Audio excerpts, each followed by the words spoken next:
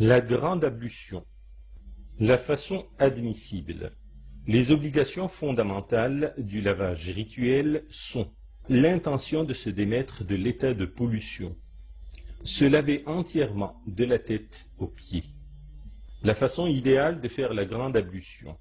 Il est recommandé au fidèle qui veut se laver dans un but religieux de commencer par dire « Bismillah », puis de se laver les mains jusqu'aux poignets 3 fois avant de les introduire dans le récipient, puis de verser de l'eau dans sa main gauche et d'utiliser afin de se laver les parties intimes.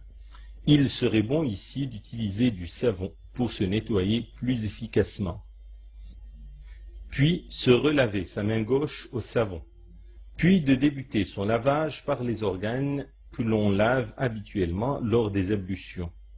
Maïmouna, l'épouse du prophète, sallallahu alayhi wa sallam, raconte que ce dernier se rinçait la bouche et les narines, puis se lavait le visage et les mains jusqu'au coude.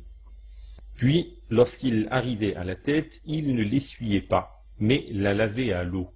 Aïcha dit qu'il imprégnait ses doigts dans le récipient d'eau, puis les faisait pénétrer dans sa chevelure jusqu'à ce que l'eau atteigne le cuir chevelu.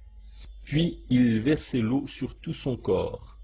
Il est recommandé, jugent les juristes, de se frotter en même temps les différentes parties du corps, en débutant par le côté droit et en insistant sur les aisselles et le nombril. Puis, enfin, il se lavait les pieds. Les juristes estiment que si le fidèle a déjà lavé ses pieds au cours des ablutions préalables, alors il ne lui est plus recommandé de les laver après, sauf si le sol est boueux ou sale.